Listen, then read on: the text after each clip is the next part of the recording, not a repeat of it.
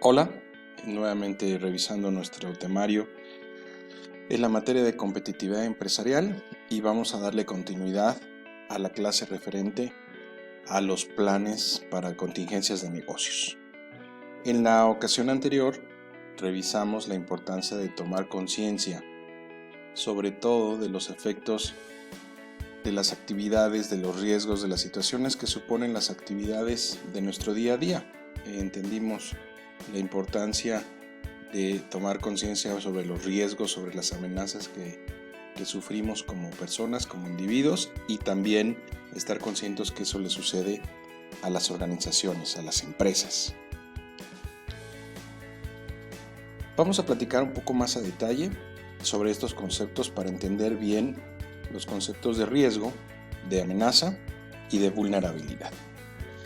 Primero que nada, el concepto de riesgo es la posibilidad que se produzca un evento negativo, un evento que nos afecte y el grado de impacto o daño que nos puede ocasionar. Entonces estamos hablando de la posibilidad de que se produzca ese evento y que tenga un efecto sobre nosotros. Ese es el concepto básicamente de riesgo. El segundo concepto habla sobre la amenaza. La amenaza es la materialización potencial de los riesgos y que puedan llegar a tener un impacto real sobre los bienes o sobre las personas. El riesgo habla de una posibilidad y la amenaza ya es más cercana, es más estrecha y habla realmente de la afectación que puede tener en nuestro ámbito de influencia.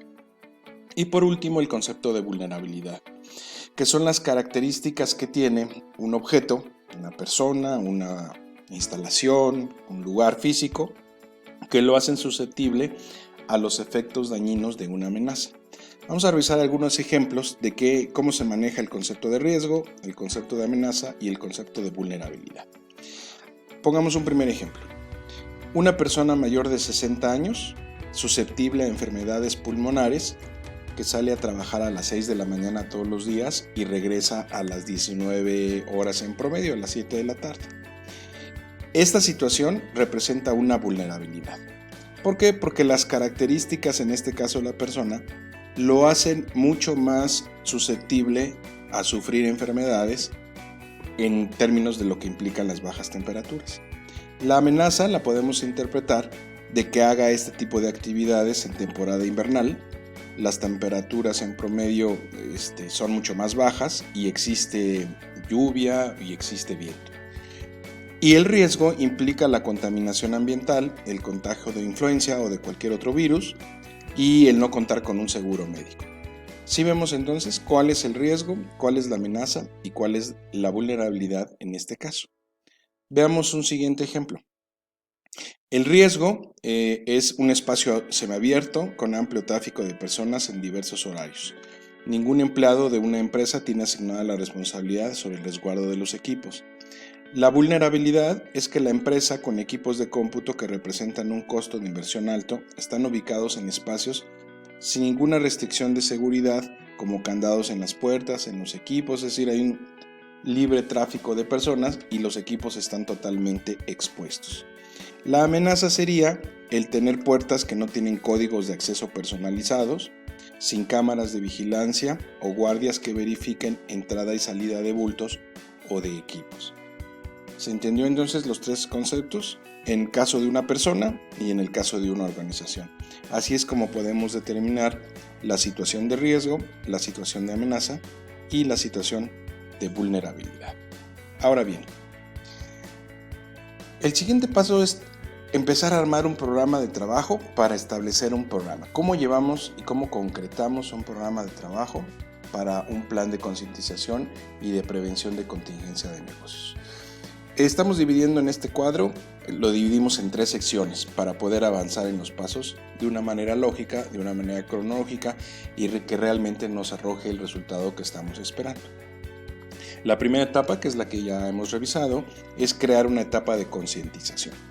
¿De acuerdo? Entonces tenemos que trabajar con todos los miembros del equipo sobre concientizar de la importancia de entender y de saber que todos estamos expuestos a un riesgo y qué acciones podemos tomar para minimizarlos o para actuar en caso de que se presenten. Tenemos que determinar el objetivo y el alcance del plan que queremos hacer, el plan de negocios que queremos para nuestra organización. ¿Qué tanto queremos abarcar? ¿Quiénes van a participar? ¿Y cuál es el alcance que pretendemos para esta actividad? Y vamos a manejar acciones que tengan que ver con protección y resguardo. ¿Protección de qué? Pues de las personas, de los bienes, de las cuestiones importantes para todos los que participamos, cuestiones que tienen que ver con propiedad de la empresa, con propiedad de los empleados, de los proveedores, de los que trabajan en el ambiente laboral, y que es importante resguardar este tipo de cuestiones. Y sobre todo, la protección desde el punto de vista de la seguridad. Una vez que tenemos estos elementos planteados, concretos y establecidos, pasamos a la segunda parte, que es realizar un diagnóstico. Primero tenemos que revisar con los ejemplos y con los conceptos que ya conocimos de lo que implica un riesgo, una amenaza y una vulnerabilidad. Vamos a hacer un diagnóstico de las actividades que tiene nuestra organización, y en función de eso vamos a determinar prioridades. Y una vez que tengamos las prioridades de qué es lo que debemos de cuidar primero, porque hay más posibilidades, hay más riesgos, hay más amenazas sobre determinadas circunstancias, sobre eso vamos a elaborar el plan de cómo trabajar en caso de que se presente un problema. ¿De acuerdo? Entonces es muy importante primero realizar un diagnóstico. ¿Y cómo podemos realizar este diagnóstico? Bueno, una primera parte, podemos realizar entrevistas con miembros de los diferentes equipos. Probablemente nuestra organización tiene instalaciones en diferentes lugares. Una parte de las instalaciones son las oficinas, la parte administrativa, y en otro lugar está quizás una planta, quizás una bodega. Entonces los riesgos a los que está expuestos uno y otro lugar pues son diferentes, ¿verdad? Son diferentes circunstancias las que se pueden presentar. Entonces primero hay que determinar todo ese tipo de actividades y después determinamos las prioridades. ¿En qué se determinan las prioridades? Bueno, en función de la posibilidad de ocurrencia del evento, el valor que tienen los bienes, los servicios o las personas, donde hay más personas concentradas en determinado momento si se llega a presentar la eventualidad. En fin, todos estos elementos nos van a ayudar a determinar en cada empresa, en cada circunstancia, cuál sería la prioridad de atención conforme las actividades se vayan presentando, y eso nos va a dar oportunidad de armar un plan. Y por último, vamos a pasar a la sección de las acciones. Las acciones básicamente se dividen en tres. Las acciones preventivas, o sea, todo lo que tenemos que realizar antes de que se llegue a presentar un evento, con la intención de minimizarlo, de eliminarlo, de neutralizarlo o de estar preparados en caso de que ocurra. El siguiente grupo de acciones son las que se deben de llevar a cabo durante el desastre. Se presenta la contingencia, se presenta el problema, ya estamos metidos en ella. ¿Cómo accionar? ¿Cómo actuar? Ya no es momento de prevenir, es momento de tomar acciones, de tomar decisiones y de revisar qué es lo que tenemos que manejar. Y por último, las acciones que tienen que ver con la etapa de recuperación. Una vez que la contingencia pasa, una vez que los efectos del problema ya se controlaron, entonces tenemos que pensar en cómo recuperamos nuestra participación de manera activa. Cómo regresamos al punto original y cómo recuperamos las operaciones normales de nuestra organización en el menor tiempo posible. Ese es el orden lógico. Para que estas acciones se lleven a cabo, pues necesitamos primero que nada, en el proceso del plan, de elaboración del plan de contingencia de negocios, pues asignar los recursos, ¿verdad? ¿Qué recursos vamos a ocupar? ¿Cuánto dinero? Un espacio para guardar quizás materiales o equipos en caso de ser necesario. Crear facultades del personal para que puedan actuar en la contingencia. Y determinar líderes en los diferentes niveles. Estamos acostumbrados a que el liderazgo, en términos de la operación de la empresa, se dan por la estructura jerárquica normal que tiene la organización. Tenemos a nuestro director general, a un director de administración, de producción, de mercadotecnia, etc. Tenemos una estructura jerárquica. Pero es probable que en una situación de contingencia, la estructura jerárquica no nos funcione de la misma manera. ¿Por qué? Porque probablemente necesitamos en ese momento el expertise técnico de alguna persona o de algún grupo que esté involucrado en las circunstancias de la contingencia y tenga más elementos de juicio o de experiencia para actuar de la mejor manera. Entonces es probable que los líderes, que los jefes en las circunstancias de operación normales en la empresa no necesariamente sean los mismos en el caso que se presente una contingencia de negocios y tengamos que activar a los grupos de trabajo que entran en ese momento a realizar sus labores. Tenemos que cederles el control, tenemos que cederles el espacio de la decisión para que ellos actúen de acuerdo a cómo se elaboró el plan, a cómo se han ido determinando las prioridades y cuál es el alcance que estamos buscando obtener de todas estas actividades.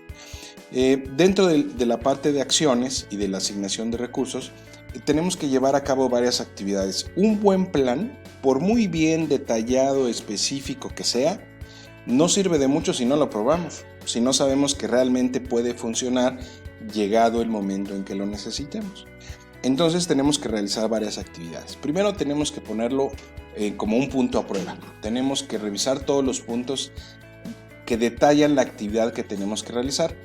Ejemplo, desalojo del personal de una planta porque hubo una situación de emergencia química.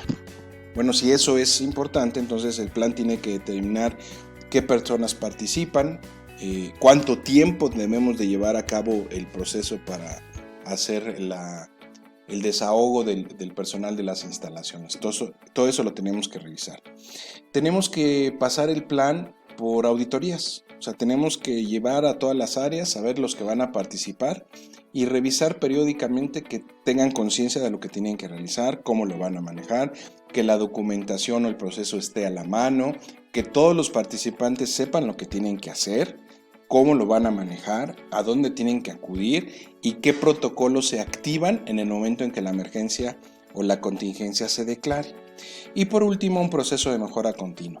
Una vez que pasamos por las actividades de prueba, realizamos las auditorías y encontramos deficiencias en el proceso o áreas de mejora porque se dan cambios, porque la empresa, el modelo ha evolucionado, es el momento de hacer los ajustes y volver a reiniciar el plan, volver a hacer los ajustes, volver a hacer las pruebas y volverlo a poner a tiempo. Muy bien, bueno, crear un plan de continuidad de negocios es una actividad sumamente importante, muy relevante en las organizaciones, a las cuales debemos dedicarle el tiempo y darle la importancia que requiere. Nada como hoy para darnos cuenta que este tipo de circunstancias suceden, que tienen afectaciones de alcance mundial y que tarde o temprano pues, nos vemos afectados por circunstancias que en algún momento pensábamos que no nos podían llegar. Entonces vamos a revisar algunos de estos puntos, son 7 puntos los que proponemos para llevar a cabo un plan de negocios. Preparar el equipo de colaboradores para reaccionar adecuadamente frente a un evento de emergencia o imprevisto. Reducir los tiempos de reacción, enfocar los esfuerzos a las actividades prioritarias y acortar los lapsos perdidos para recuperar la operación. Permitir mantener mantener activos los canales de comunicación relevantes de la organización para poder hacer frente a la contingencia. Buscar minimizar los efectos negativos como consecuencia de la afectación. 5. Una primera reflexión al elaborar tu plan de continuidad de negocios es que el objetivo que se persigue no solo es la documentación del plan, sino su puesta en marcha. 6. Se requiere de una participación activa de los miembros directivos del negocio hasta la última persona involucrada en la actividad de la empresa, con el fin de crear conciencia y estar preparados en caso de que se presente alguna contingencia. Todos los miembros del equipo de cualquier nivel tienen que saber cuál es su rol, cómo tienen que actuar y qué se espera de ellos en una situación contingente. Y por último, adoptar un programa de continuidad de negocios implica un proceso de toma de decisiones consciente y permanente. Muy bien, bueno, pues con estos 7 puntos vimos el tema brevemente de crear un plan de negocios, de la importancia y el valor que tiene para nuestras organizaciones. Y pues la invitación es que tomemos consciente de estos temas y podamos llevarlo a cabo para que cuando se llegue a presentar una circunstancia fuera de control sepamos qué hacer, cómo reaccionar y minimizar los daños que tengamos en el tema. ¿De acuerdo? Bueno, pues muchas gracias y con esto concluimos este tema.